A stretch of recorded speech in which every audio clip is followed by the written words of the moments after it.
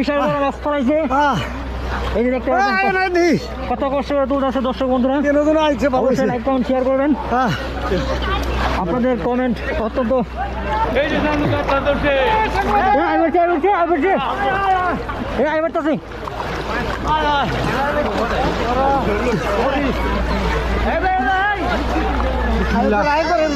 দর্শক বন্ধুরা দেখতে পাচ্ছেন বিশাল বড় মাছ পড়াইছে।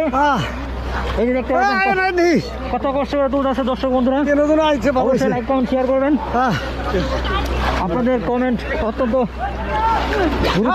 আমরা